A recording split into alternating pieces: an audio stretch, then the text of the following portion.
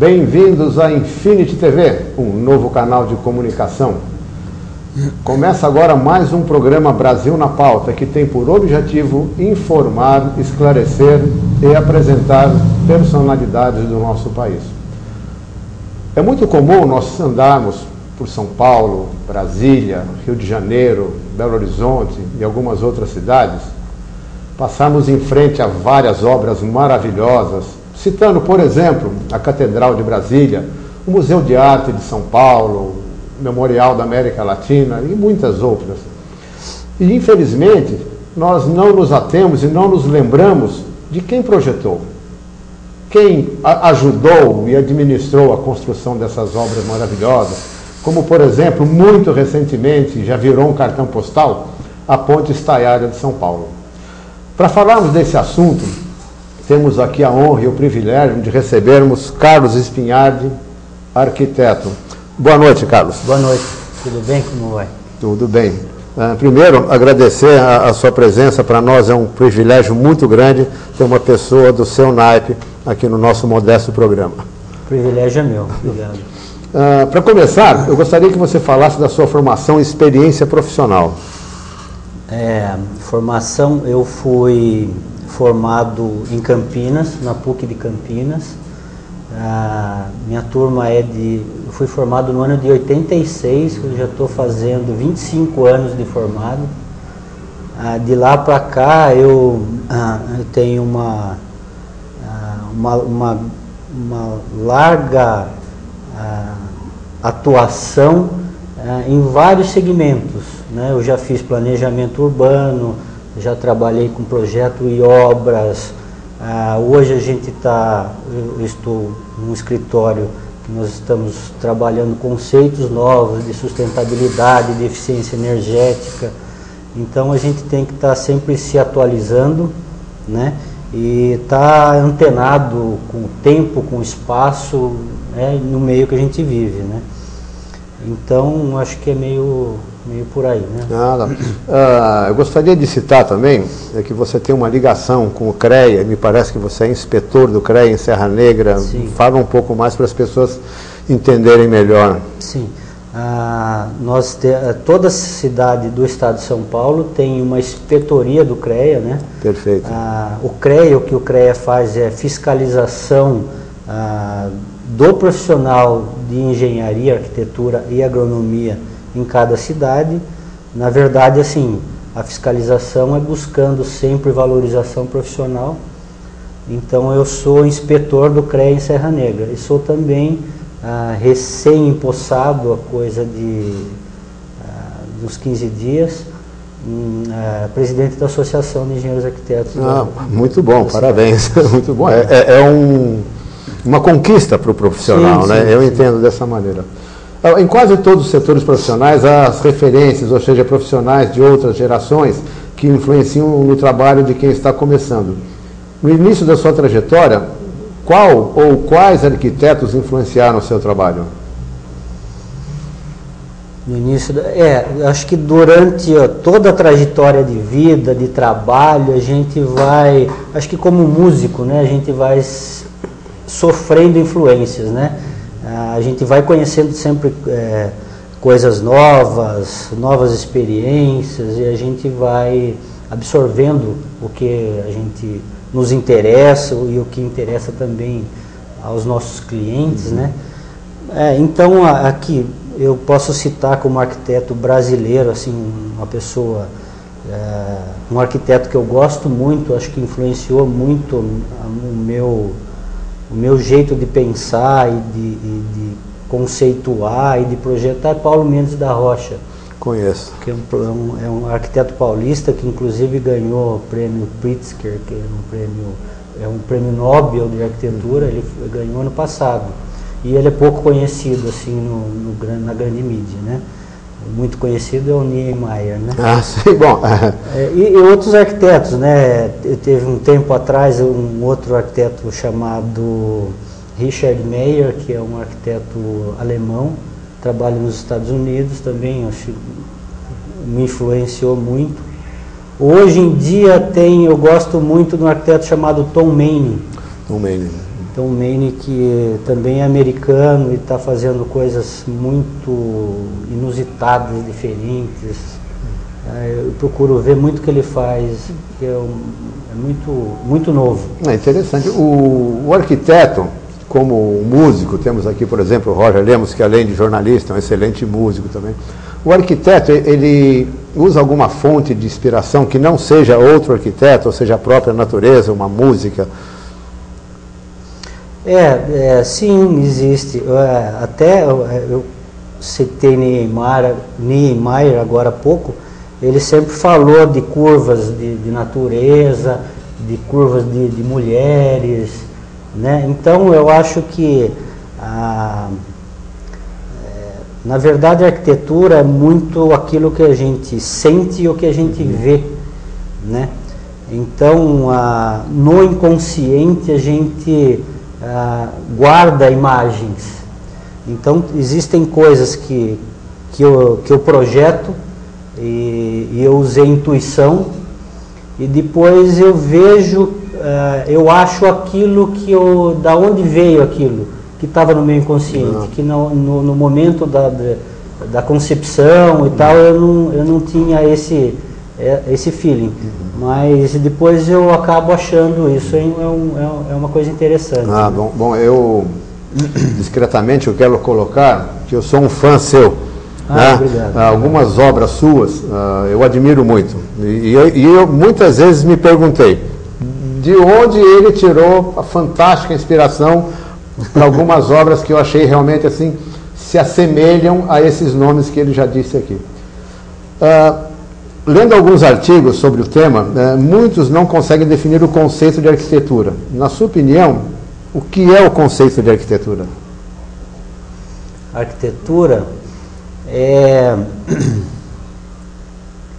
Arquitetura são espaços projetados pelo homem para o homem, né? Então a gente tem que pensar, citando alguns notórios, assim, o inusitado, né? Como Niemeyer faz até hoje, aquilo que é escultórico, aquilo que nos atém pelo olhar. Mas a gente também tem que ter a preocupação com a habitabilidade, né? Com conforto térmico, termoacústico. Existem várias questões que permeiam a arte projetual, né? Mas que buscam a qualidade de vida do homem, né? Muito isso bem. Tanto para espaços internos quanto externos. Eu me considero um privilegiado, porque na década de 80 eu convivi muito estreitamente com Aquilina Bobardi, mais conhecida como Lina Bobardi. Né? Ela morava ali no Morumbi, inclusive uma casa projetada por ela mesma. Sim. E ela fazia uma exposição, ou melhor, às vezes ela se manifestava, para mim principalmente, dizendo que toda arquitetura é uma obra sagrada, porque dentro desse espaço você vai colocar o homem, e todo homem é filho de Deus. Ela tinha esse conceito espetacular. Você também vê dessa forma? Vejo de uma forma assim, eu penso na qualidade sempre, né? Na qualidade de vida do homem, né? Porque assim, o espaço ele influencia diretamente nas relações pessoais, né? Então se a pessoa ela tem uma qualidade de espaço bom, ela se relaciona melhor, né? Não penso assim não chego assim nesse conceito do sagrado, não penso dessa forma. Talvez ela tenha sido exacerbada. Ela era uma pessoa muito emotiva, né? Muito. Sim. Mas assim, uma coisa que me veio à cabeça é que eu sempre considero principalmente durante a obra. Eu considero aquela obra como um filho, que eu tenho que cuidar até que ela esteja terminada, formatada, pronta para o uso. Depois aí eu relaxo, mas eu tenho essa preocupação de que fique da maneira como ela foi concebida. Eu acho interessante, porque naquela ocasião, inclusive, na casa dela, durante o jantar, ela disse, a nós todos que lá estávamos presentes, que o MASP, ela teve a ajuda de Deus. Sim. É uma coisa muito interessante, a proximidade dela que ela tinha com alguma força sagrado, mística, com o sagrado, sempre respeitei. Né? Como está o mercado hoje para o profissional da arquitetura, no Brasil principalmente? Hoje o Brasil é a bola da vez, né? Como todo mundo sabe, e até por questão de Copa do Mundo, de Olimpíadas, então o Brasil está no momento de crescimento. Então a construção civil, eu disse que eu sou formado há 25 anos, e nesses 25 anos esse é o melhor momento que eu estou vivendo dentro da minha carreira. Que bom. Né? Mas por conta de todo esse acontecimento brasileiro. Né? Seria então a colheita do que você vem plantando como profissional, como pessoa durante esses anos de trabalho, pesquisa? Sim, porque assim, durante esse tempo a gente tem que ir se aprimorando, sempre antenado com o que está acontecendo aqui e fora, então absorvendo novas tecnologias, então você tem que estar pronto para o momento, quando chegar o momento você está pronto para estar dentro do que está acontecendo. Né? Eu acho que esse é um bom exemplo para todos os profissionais da área, hein? Manter-se atualizado. Sim, sim. Carlos, muita gente confunde o trabalho do arquiteto com o do engenheiro. Será que você poderia explicar mais ou menos, tecnicamente, essas diferenças para os nossos web espectadores? É uma pergunta que eu escuto muito essa. Mas como a gente até tentou conceituar um pouco a arquitetura, né? Porque até por questões de passado do Brasil, da época de ditadura e tal, que se misturou um pouco o trabalho do arquiteto, o engenheiro, até com o CREA, né? Que é o Conselho Regional de Engenharia e Arquitetura. É interessante até entrar nesse assunto, porque um dos últimos atos do presidente Lula foi sancionar um novo Conselho de Arquitetura e Urbanismo. Então ela está separando os conselhos de engenharia e de arquitetura. Então é uma coisa assim até que vai ajudar nessa dificuldade que a sociedade tem em entender esses dois profissionais. Mas assim, a grosso modo é que o engenheiro ele é mais calculista, mais números, mais com a questão construtiva, com estabilidade, com estrutura e com obra. Né? Arquiteto é mais pensar espaço, humanizar espaço, tanto interno quanto externo, né? Como a gente está aqui num espaço interior, eu gosto de falar isso porque as pessoas acham ou entendem que um profissional da arquitetura ele faz só edificações. Não é isso, a gente tem uma gama muito grande de possibilidades de projetos. Né? Interessante que em 1979, já faz algum tempo, eu comprei um apartamento em São Paulo, lá em Pinheiros, eles chamam de Vila Madalena, na Rua Harmonia. E eu levei um técnico para pisos de madeira, um técnico, assim, e com ele foi um engenheiro também. Né? Ele entrou no apartamento, viu tudo, e ele disse, olha, isso aqui não é projeto de arquiteto, é projeto de engenheiro. Porque ele fez um comentário interessante, falou, dependendo do tamanho da máquina de lavar que vocês comprarem, não entra na área de serviço. Né? E outros detalhes, assim, aí eu comecei a prestar atenção, falando, realmente, ele falou, não, o engenheiro, na verdade, ele tem que cuidar desde o solo, fazer uma análise de solo, tal, fazer as fundações, calcular toda a estrutura, etc, etc. Ele falou, por isso que no entendimento dele ele dizia que um prédio, para ser projetado, primeiro se chama o arquiteto, depois o engenheiro. Mas é interessante, né? Em termos mundiais, assim, qual arquitetura você considera a mais rica? Hoje nós temos o mundo é globalizado hoje, então é difícil falar de qual é a arquitetura mais rica, porque assim, hoje a gente tem dentro do mundo árabe ou, sei lá, chinês, né, um crescimento muito grande da economia e com isso grandes obras, mas essas grandes obras são de arquitetos do mundo inteiro. Como no Brasil, que nós estamos agora colhendo frutos aí de um crescimento, nós temos também chegando arquitetos do exterior para fazer obras no Brasil. Então é difícil falar a arquitetura daqui é assim, de lá é assado e tal, né? Mas como bom brasileiro e paulista, eu gosto muito da arquitetura paulista. Ela é muito conceituada mundialmente, a arquitetura paulista.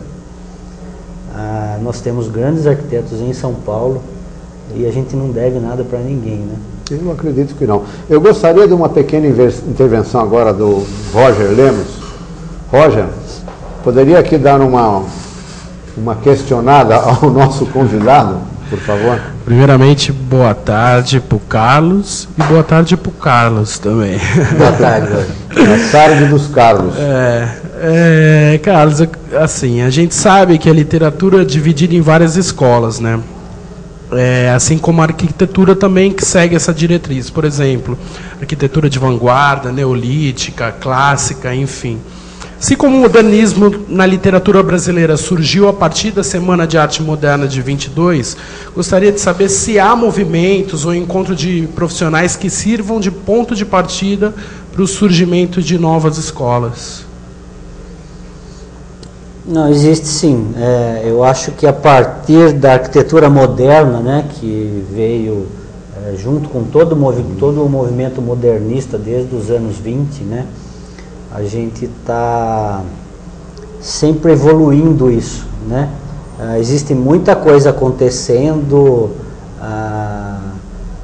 no mundo hoje em função das novas necessidades, né, as necessidades de hoje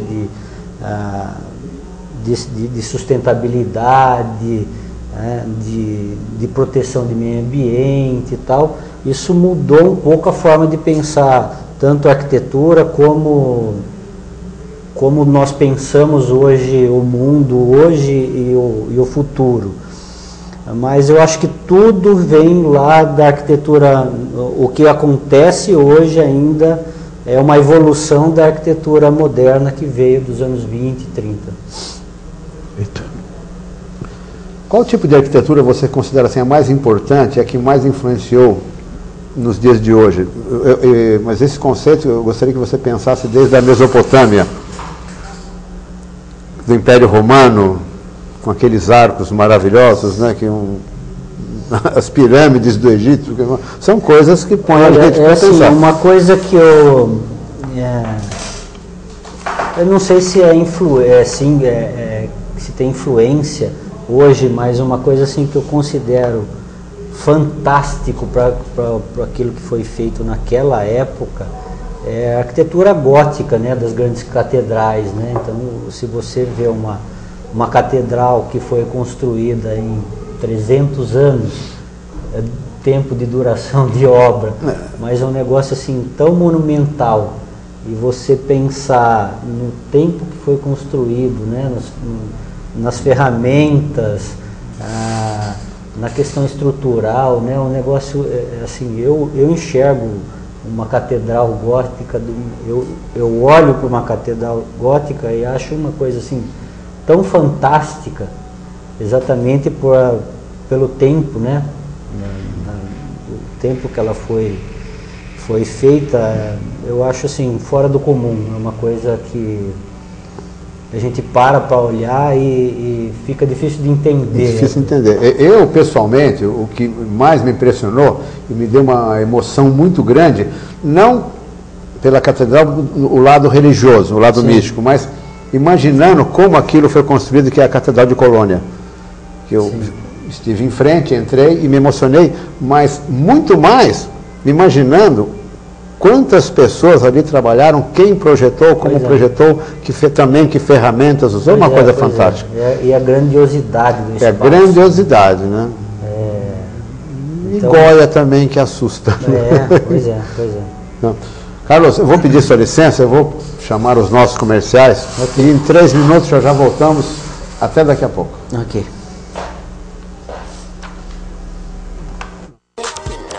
Fala galera, para comemorar 10 anos de muita badalação, na próxima quarta-feira, dia 3 de agosto, estreia aqui na Infinity TV o programa Virou Festa. E para começar com chave de ouro, eu vou conversar com a cantora Camila Moraes, uma das finalistas do programa Ídolos 2011 da TV Record. Então não esquece, todas as quartas-feiras às 19 horas a gente tem um encontro marcado aqui na Infinity TV. Tô te esperando, hein?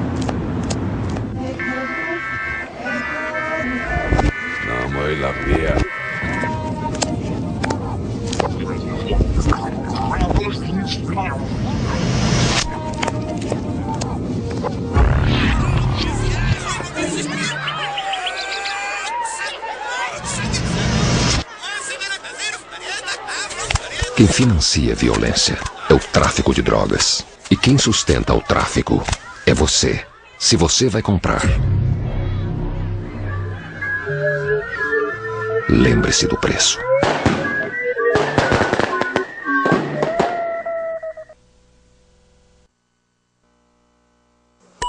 Mais importante do que como sua marca vai ser mostrada é onde ela irá ser mostrada. A interatividade e a massividade da internet possibilitam que sua marca viaje pelo mundo inteiro, indo de encontro com um universo sem limites, onde milhões de pessoas estão conectadas esperando para ver o que você tem a oferecer. E você, vai continuar fora desta? Entre em contato conosco e confie nos nossos preços. É muito mais barato do que você imagina. Não viva do passado. Anuncie na Infinity TV. Sabe como o Greenpeace está no seu dia? Cuidando para os alimentos transgênicos serem rotulados. Sabia que eles são cheios de agrotóxicos? Para sugerir soluções para as mudanças do clima que andam dando susto por aí. E pesquisando políticas energéticas menos poluentes, como a eólica e a solar. Para você saber se a carne que consome está desmatando a Amazônia. Para cuidar que milhares de espécies não sumam dos mares. Nem da sua mesa.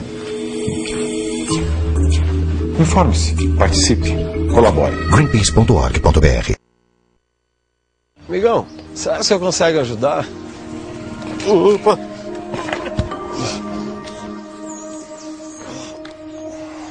Pode ajudar aqui, cara? Mais um aqui que o negócio tá feio. Opa! Com 2 estava fraco. Eu achei que o senhor estava malhando aí. Não tem um esforço para fazer um negócio? Ah, fica aí sozinho então.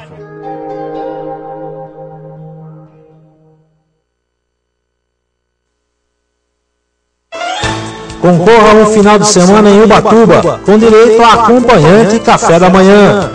Participe da nossa promoção Eu Assisto a Infinity TV. Entre em nosso site, clique na aba Contatos, preencha com seus dados e no corpo Mensagem digite: quero participar da promoção Eu Assisto a Infinity TV. Aí é só clicar em enviar. Pronto, você já está concorrendo. Sorteio dia 30 de agosto, ao vivo, durante o programa Opinião e Debate. Oferecimento, Revista Guia do Turista e Hotel Vila de Capri.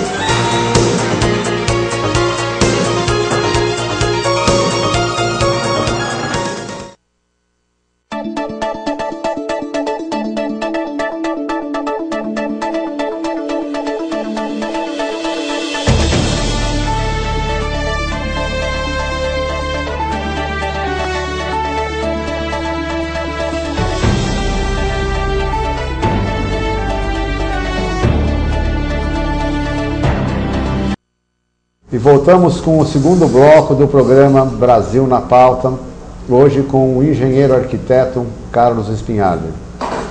Carlos Spinardi, eu gostaria de fazer uma pergunta, normalmente as pessoas não gostam, mas eu vou tomar essa liberdade e vou insistir, tá? Eu gostaria que você nos esclarecesse ou desse a sua visão sobre o problema de arquitetura, o urbanismo em Serra Negra, e inclusive o tráfego de hoje. Seria possível? Tráfego urbano, você diz, trânsito? O tráfego urbano. Serra Negra, ela tem um sítio interessante, né? Que ela está numa bacia, né? Cercada de montanhas e tal, então nós temos uma dificuldade de crescimento e de planejamento urbano em função dessa, né, de estar espremido, né, de estar apertado. Então você vê que a Serra Negra cresceu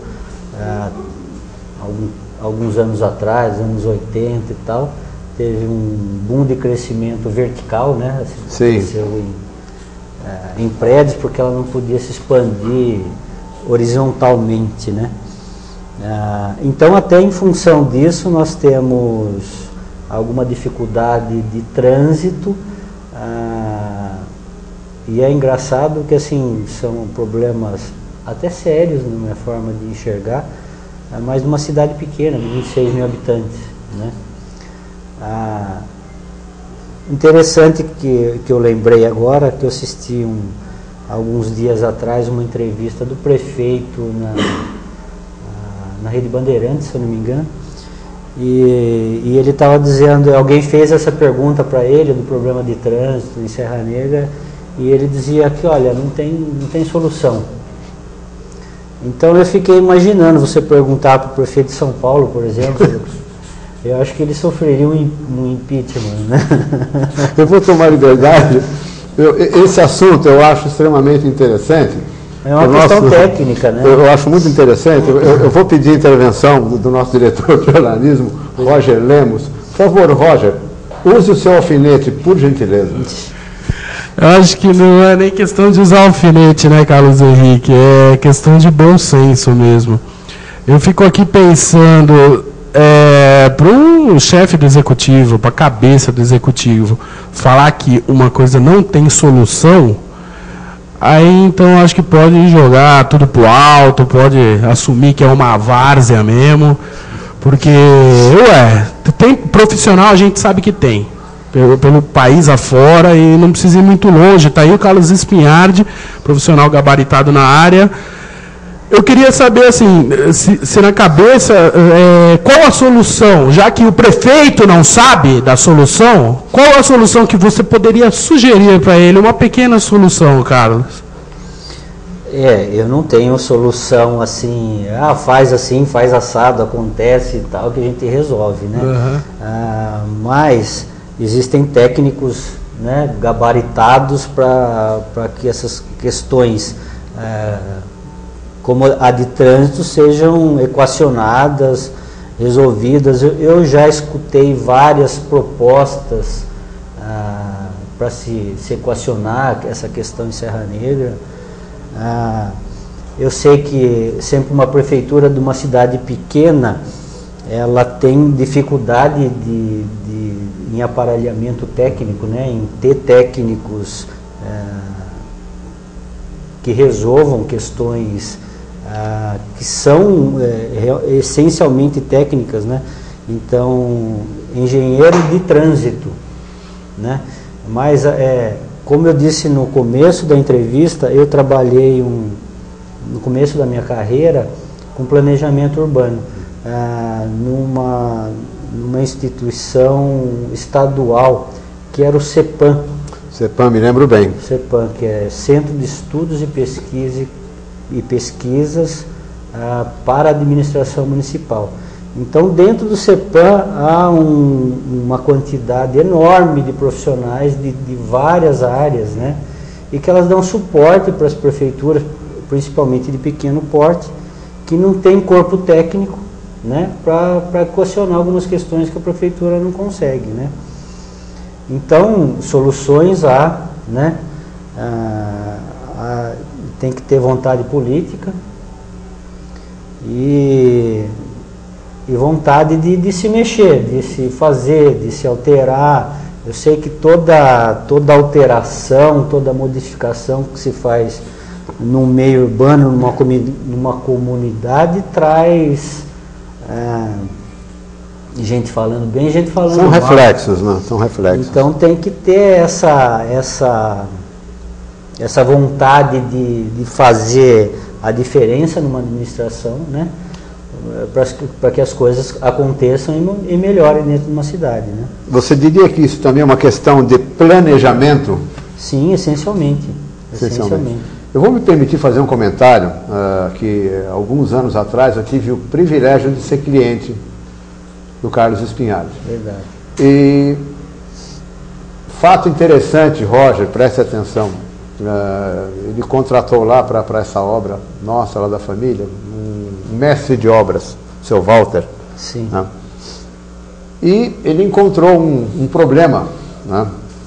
E ele, lembro bem que na sala da obra lá, ele disse para o arquiteto aqui, olha, isso não tem solução, né? Esse problema não tem solução. Quando o Carlos Espinhardo disse, então não é um problema, porque se for problema, tem solução. E eu nunca esqueci disso, até comentei com a minha mulher. Nem lembro mais. Né? Eu comentei. Eu várias vezes tomei a liberdade de usar as palavras dele. Então, que o prefeito escute, não, Roger, tem solução, sim.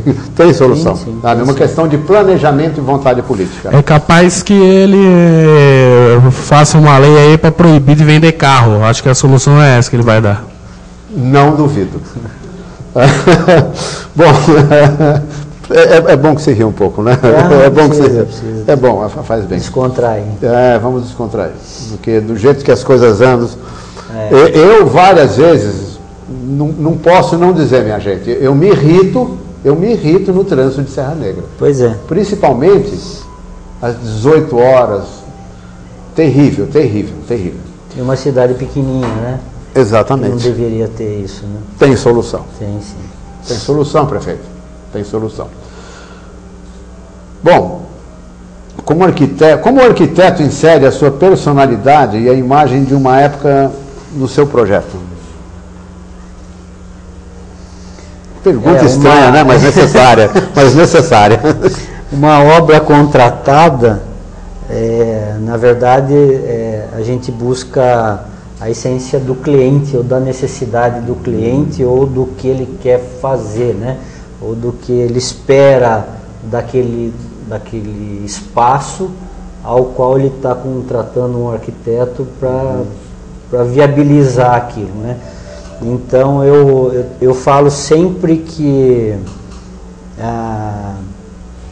eu sonho pelos outros, né? Eu sou contratado para sonhar pela pessoa, né? Então, olha, eu preciso disso, daquilo. Então eu vou lá na frente do computador e começo a sonhar. Né? Muito interessante. E aí vai num processo de desenho, de amadurecimento, de uma ideia, de uma proposta, questões técnicas e tal, para se chegar àquilo. Lógico que tem da minha personalidade. Com certeza. Tem. Mas assim, eu busco sempre a necessidade do cliente, né? É ele que tem que ficar contente com a obra, não sou eu. Em princípio. Assim, quais dos seus projetos você considera assim, o mais importante? Ou qual te deu mais orgulho? Uma obra em especial? Olha, como eu disse também anteriormente que que no momento que a obra está sendo executada, eu trato ela como um filho, né? Eu tenho essa questão assim de ter um cuidado muito grande, de ter uma preocupação muito grande, de ter um olhar carinhoso nesse momento da obra sendo construída. Então, depois ela deixou de ser minha, né? Ela passou a ser do dono ou do mundo, né? Ou do espaço que ela está inserido, né? Então, tem coisas assim que eu gosto muito hoje, daquele prédiozinho aqui na Coronel Pedro Penteado, que eu tenho um escritório também. Eu acho que eu fui muito feliz naquele projeto. Bastante feliz. Hoje eu estou fazendo um projeto em Águas de São Pedro, um hotel em Águas de São Pedro com conceitos super modernos, de sustentabilidade, de eficiência energética. É um projeto realmente novo e diferente. Então ele está é esse que está tomando meu coração. É a boneca da vez. É a boneca. É a menina dos olhos. É interessante que antigamente o arquiteto ele era extremamente valorizado por algumas obras em especial, como por exemplo catedrais. Né? O perfil continua? Atualmente ainda existe esse conceito ou é só para residência, estádios de futebol, que está em voga agora, face aí o advento esportivo? Eu acho assim que grandes obras chamam mais atenção, né? Diferente você querer pôr no mesmo patamar de importância uma residência de um grande estádio que está sendo construído para a Copa do Mundo, né? Mas é interessante. Quem são os arquitetos que estão fazendo os estádios? Você conhece algum? Não. Você sabe que eu também não? Não. Interessante. Verdade, assim, eu acho que até é uma falha minha não buscar mais isso, me informar mais a respeito, mas é que não está no meu métier, né? Eu nunca fiz um projeto no estádio, talvez eu nunca venha fazer.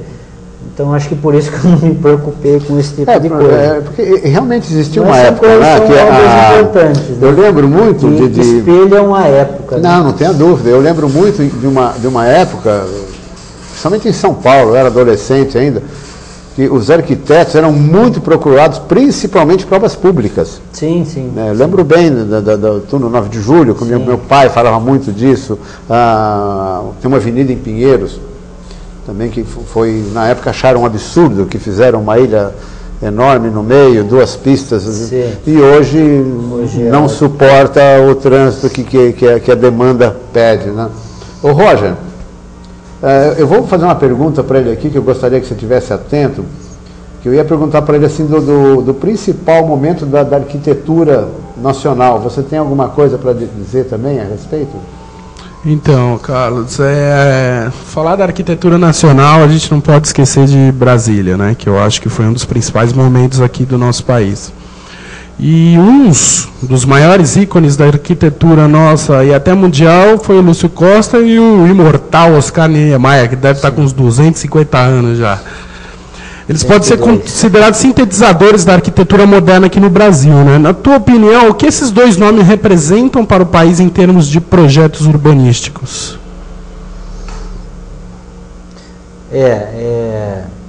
Você citou Lúcio Costa, mas pouca gente conhece Lúcio Costa, né? E quem concebeu Brasília foi Lúcio Costa, né? A Niemeyer fez alguns prédios. Deixa eu só emendar então mais uma. Por que um tem mais holofote que o outro? Boa pergunta. Talvez porque um fez a planificação da cidade, né? O chão. E o Niemeyer fez os edifícios. E os edifícios aparecem muito. O arruamento, as avenidas, as quadras, né? Assim, acho que as pessoas não enxergam isso, né? Que o planejamento urbano, né? Que a cidade foi construída do nada, né? Num chão lá de terra batida, surgiu uma cidade, né? E surgiu da cabeça de um homem, né? Então eu acho assim, eu sou fã do Lúcio Costa, eu acho ele fantástico, inclusive em projeto de arquitetura, ele tem obras muito bonitas e pouca gente conhece. Mas aí, Niemeyer, ele tinha uma ligação muito forte com o Juscelino Kubitschek, que foi presidente do Brasil e tal, e Juscelino promoveu muito o Oscar Niemeyer, né? Então, e Lúcio Costa ficou mais em segundo plano. Mas então eu acho que assim, o marketing pessoal do Niemeyer foi mais forte por essa ligação que ele tinha com o Juscelino, né? Com a Chateaubriand, Chateaubriand. E esse universo todo, né? Então eu acho que é meio por aí. Eu acho que ele ganhou uma notoriedade grande por ser muito bem relacionado. Vamos falar a verdade, é uma questão política. Exato. Poucas pessoas sabem, mas é extremamente verdade, Roger. Posso dizer que convivi com pessoas que fizeram parte da história. Niemeyer foi chamado depois do planejamento de Brasília. Já existia até o trabalho topográfico, que se diz, né? Topográfico. A trabalho cidade topográfico foi já... um concurso público, né? Exatamente. Você ganhou um concurso público, né? E depois de algum tempo, por força política, não aqui desmerecendo a qualidade e capacidade de Niemeyer, em hipótese alguma, tem obras fantásticas, é um professor, é um ícone mundial, mas ele foi a posteriori, e por força política, de amizade com Chateaubriand, com Juscelino Kubitschek e outras forças, inclusive da FAB, né, que ele tanto criticou, né, ele teve um marketing mundial maravilhoso. Né? E também, assim, queria deixar também claro que tudo que eu falei, eu não estou desmerecendo ele, não. Em hipótese alguma. Nossa, a qualidade de... nós temos a Pampulha, temos a Pampulha ele é um ícone mundial. Em Belo Horizonte, né? Belo Horizonte. Eu gostaria de fazer uma outra pergunta interessante. O paisagismo e o urbanismo são muito associados com a arquitetura. Você pode definir um pouquinho a diferença entre eles?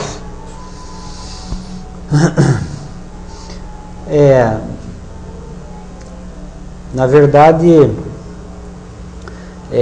como a gente falou aqui desde o começo, eu sou um arquiteto urbanista, né? Então, além do projeto específico de um objeto, a gente tem formação para trabalhar a cidade, por isso que a gente está falando de planejamento urbano, né? Então, o urbanismo é planejamento urbano, né? Você resolver problemas das cidades, né? Paisagismo é um apêndice, né? Então, tem arquitetos que são especializados em paisagismo, né? Existem arquitetos paisagistas que só trabalham com isso, que é exatamente a formação de jardins, de maciços, né, de ambientes onde envolve o verde, né? Eu poderia citar Burle Marx? Sim. Cabe uma colocação. Sim. Então, se você... eu não entendo o que é paisagismo. Se você pesquisar um pouco Burle Marx, você vai entender muito bem. Na sua opinião, ou pessoalmente, como deve ser levado em conta na hora de começar a fazer um projeto sob encomenda? Quer dizer, todo projeto, em tese, é sob encomenda, mas tem alguns que são... eu sempre falo que a contratação de um arquiteto, de um engenheiro, quando você quer iniciar uma obra ou um empreendimento, é muito como contratar um médico, né? Uma questão de confiança acima de tudo, né? Então você vai buscar um profissional porque ou você ou o conhece, ou você soube o que ele fez, a forma com que ele trabalha e tal, e adquire uma confiança de se chegar e buscar uma solução para uma necessidade, né? Ou para um sonho. Para um sonho, junto a um profissional que você considere de competência e que você tenha confiança acima de tudo, né? Na sua opinião, como pessoa, consumidor, usuário e como arquiteto, como você observa a arquitetura aqui na nossa região, aqui no Circuito das Águas, talvez um pouco mais? Olha, nós tivemos aí, há tempos atrás, anos 70 e 80, nós tivemos o FUMEST, né, que era como é que se diz? Um órgão do governo, né? Um órgão público, né? Um órgão público que promovia o desenvolvimento das cidades turísticas, né? E foi um tempo que se fez grandes obras nessas cidades turísticas, né? Aqui nós podemos citar o Balneário, a Praça Sesc Centenário, aquele centro esportivo lá próximo o chamado de Discão, que realmente é futurista, muito bonita a obra. São todas obras do mesmo arquiteto, que é o Walter Toscano. Eu gosto. É um arquiteto muito bom, ainda muito produtivo, ainda tem grandes obras. Aqui no Balneário eu gosto das curvas. Não que lembre Niemeyer exatamente, não é isso. Não, mas o conceito é muito bom, né? Eu acho muito bonito. Hoje ele está mal cuidado, mas o projeto está abandonado. É muito bom. A obra é muito bonita. É muito bonita, é inacabada inclusive, né? Mas e daquele tempo para cá a gente não teve mais assim. Não existe uma obra que chame os olhos, né? Chame os olhos. Ter coisas assim que são. E é interessante, cada um com a sua características, né? Eu, uma ocasião em Minas, não vou lembrar a cidade agora. Eu passei de frente a uma obra, ainda brinquei com a Vânia, falei, eu tenho a impressão que essa obra é do Carlos Espinhardi. Em Minas. E era. Aonde? Não lembro o nome da cidade agora. Era até um negócio comercial, né? Mas ele tinha detalhes de fachada que eu achei muito interessante, né? Eu tenho obras fora disso. Né? Então eu achei interessante que depois na volta ela falou, vamos parar, e na placa estava lá, Carlos A. Espinhardi. Carlos Henrique, a gente tem uma intervenção aqui da nossa voz da consciência que quer fazer uma observação aqui. Pois não. Boa noite, Carlos Henrique. Boa noite ao Carlinhos. Boa noite. Prazer recebê-lo aqui em nosso estúdio, Carlinhos, né? Pela primeira vez aqui no programa Brasil na Pauta. É que vocês estavam falando do Discão, falando do Centro de Convenções. Eu tenho uma opinião formada a respeito disso.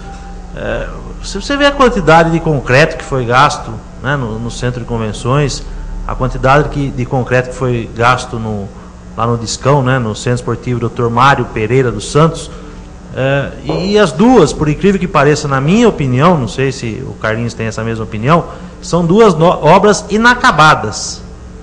São duas obras inacabadas, porque o fechamento, por exemplo, do Discão seria todo de vidro, né, e não foi feito. E a própria cobertura do Discão seria um chapéu maior, não sei se é chapéu, que pode ser chamado aquilo, para evitar aquela goteiração que tem hoje lá, né, uma verdadeira piscina, não é nem quadra poliesportiva aquilo mais, né?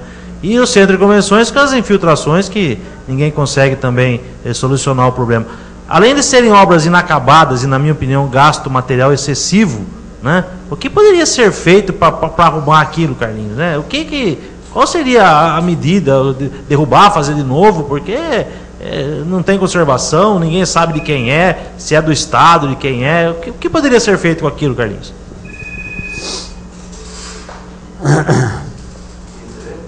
Olha, então como foi dito aqui, essas obras foram feitas anos 70 e 80 pelo governo do estado, né, com esse intuito de promoção das instâncias, das instâncias do Circuito Paulista, né? E não sei, acho que nesse tempo, ou como acontece muito com obras públicas, principalmente na esfera do Estado ou federal, né? não se preocupa muito depois com a manutenção, né? Então vamos fazer a obra, vamos botar a obra lá, depois como que ela vai se gerir é outra conversa, né? Então é uma coisa assim de manutenção cara, né? E que precisava ter um uso, um movimento. Por exemplo, assim, eu acho que naquele tempo se pensava Serra Negra, não para os dias de hoje, não como é hoje, mas com um fluxo muito maior, uma outra né? Dinâmica, né? Outra política uma outra dinâmica. Então eu acho que de repente são coisas que são difíceis de se prever também, né? Mas assim, tem coisa assim que se fala muito em Serra Negra e tal, era que principalmente aí o espaço do balneário, centro de convenções, que ele fosse privatizado. Eu acho que seria excelente tanto para a edificação, né, como para a cidade, né, que uma administração privada daquele espaço, eu acho que traria enormes benefícios para a cidade como um todo, né, e para o espaço propriamente dito, né, e assim vem a reboque todas as outras, né. Eu acho assim, se uma coisa assim muito bem gerida, muito profissional, né, da parte de se cuidar daquilo, quer dizer, traria lá para o chamado discão mais atividade e consequentemente manutenção. O que falta é manutenção, porque a qualidade de obra e projetual foi muito boa. Muito boa. Você não entende que houve um pouco de exagero naquelas colunas ou no gasto de concreto? Não acha que não? Como arquiteto não faria essa crítica? São decisões técnicas e elas têm fundamento. Tem fundamento, não tem dúvida. Ô, Roger, antes do programa, você falou alguma coisa sobre a praça de Lindóia. Você lembra disso? Você não gostaria de fazer um comentário com... Claro. A gente sabe que aqui na região, como qualquer cidade de interior, né, o cartão postal da cidade de interior geralmente são as praças, né? Em Águas de Lindóia a gente tem um grande exemplo de praça muito bem planejada pelo Burle Marx, que vocês falaram aí agora há pouco, que é a Praça Ademar de Barros. Em Serra Negra a gente tem a Praça Sesquicentenário, que é muito extensa e, na minha opinião, muito mal aproveitada. Carlos, na sua opinião, o que poderia ser feito em termos de arquitetura nessa praça? Já que, assim, para mim ela virou um cemitério de elefante branco lá, porque tem chafariz que não funciona, tem esqueleto de o que seria a feirinha de artesanato, se eu não me engano, ou seja, o jardim é horrível, plantaram rosas lá que não tem mais, a grama é mal cuidada, enfim. Como a gente estava falando, né? Então, eu conheço o projeto original, né? Do projeto original existem várias coisas que não foram feitas, né? Outra coisa que quando há um projeto de uma praça, de um espaço público, né? Então existem para projeto de praças. A gente pensa em duas formas. Uma, ele ser um espaço de atividades ou ser um lazer contemplativo, né? Então, acho que para aquela praça pensou-se nas duas coisas, né? Existe aquele meio dela que é mais arborizado, com bancos e tal, é um espaço de mais que deveria ser mais para sossego, para sentar, para se descansar, para ler um livro. E existem outros espaços aí que seriam para alguma atividade esportiva ou outra atividade. Então, você vê que durante o tempo houve algumas intervenções na praça, né? Até pensando em usar aquele espaço e tal, como sendo um espaço público e grande demais né, com uma valorização muito grande, porque ele é um espaço gigantesco no centro da cidade. Então se colocou ali a rodoviária, uma praça de alimentação, lá do outro lado lá tem uma uma pista de skate. Uma secretaria foi construída ali. É uma secretaria, exatamente, tinha até esquecido. Então algumas intervenções foram feitas para que houvesse um aproveitamento maior, ou até se pensando em melhorar aquele espaço e tal, né? Aquele projeto onde tem a Secretaria de Turismo, ele já existia e foi construído pelo governo da época? Não, eu achei um belo projeto, achei muito bonito, ficou harmônico com a praça. Sim. E está sendo muito utilizado. Quer dizer, eu não sei de quem é o projeto, não lembro exatamente qual foi o executivo, mas o executivo ali foi muito feliz, né, na construção daquele prédio, que ele é muito utilizado e muito bonito. Muito bonito. Existia um prédio lá que era uma coisa subterrânea, que eu não lembro mais, honestamente. Algumas associações ali, mas era um espaço pequeno, o interno era pequeno, que era projeto original do Toscano, né? E depois foi feito aquele prédio em cima por decisão da prefeitura mesmo, foi um arquiteto da prefeitura que fez o projeto. Eu achei que foi muito feliz aquele projeto. E eu também gostei muito, achei que, como foi dito aqui, foi uma intervenção feliz naquele, né, espaço. Naquele, né, espaço. Mas assim, o que eu penso, assim, eu não penso assim que seja ruim um espaço arborizado, um espaço que tenha bancos de jardim, né? Que seja só para ser um espaço de ociosidade. Contemplar os passarinhos. Em Nova York tem o Central Park, que é um grande espaço verde no centro da cidade e tal, e é muito, muito agradável, né? Não tenha dúvida. Antes de terminar o programa, aqui, olha, o nosso diretor deu alguns minutos aí que nós já passamos do tempo. Okay. O senhor nem percebeu. Um comentário é um pouco pessoal, né? Porque eu sei que está chegando o neném novo. Sim. Nós temos uma princesa aí a caminho. Verdade. Mais um motivo dos nossos agradecimentos de você dispor desse tempo para dedicar não só a nós, como aos nossos espectadores e as pessoas que me pediram também, insistiram muito para tratar desses assuntos. Interessante que eu sei que você está se dividindo muito entre esse problema da paternidade agora, a por vir, né? O escritório de Serra Negra e o escritório de Piracicaba. E meu conhecimento é de que esse seu escritório em Piracicaba, ele se atém a projetos de alto nível, de última geração. Podia explicar para os nossos web espectadores que tanto insistiram na sua presença, falar um pouco dessas coisas modernas? Não, falo sim. Eu até citei um prédio lá que a gente está em projeto lá em Piracicaba, que é um hotel em Águas de São Pedro, né? Então, além da questão de desenho, né, de pensar um desenho que seja antenado em tudo que acontece hoje, na forma que se projeta hoje, né? A gente falou de modernidade, da evolução do movimento moderno. É alta tecnologia, né? Mas então a gente está usando o conceito de sustentabilidade e de eficiência energética, né? Então, junto com a edificação vem um conceito novo, né? Que são as necessidades do século XXI, né?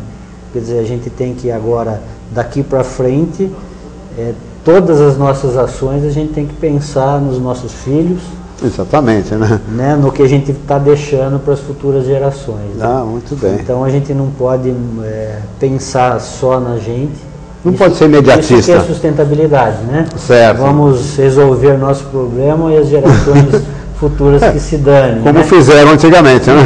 Então, em vários aspectos. Então vamos pensar nas novas gerações e deixar um mundo bom para eles. Um mundo bom para eles. Roger, antes de nos despedirmos, eu gostaria que você fizesse aqui algumas considerações finais para o nosso convidado. Olha, Carlos, parabéns mais uma vez pelo convidado. Obrigado. Uma entrevista muito bacana, de uma área que muita gente conhece, mas não conhece os detalhes, né? Muita gente confunde a arquitetura com a engenharia, enfim. Foi muito válida a entrevista e quero parabenizar também o Carlos Spiardi pelo conhecimento, pelas palavras e principalmente pela preocupação com a sustentabilidade. Enfim, isso daí não é só moda, né? É necessidade que a gente tem que pensar nisso daqui para frente. No mais, parabéns, o programa tá bacana e, como eu sempre digo para você, tamo junto. Ok. Obrigado, Roger. Carlos, mais uma vez eu gostaria de agradecer sua presença. O privilégio de tê-lo aqui é grande. Fico feliz que você tenha nos prestigiado.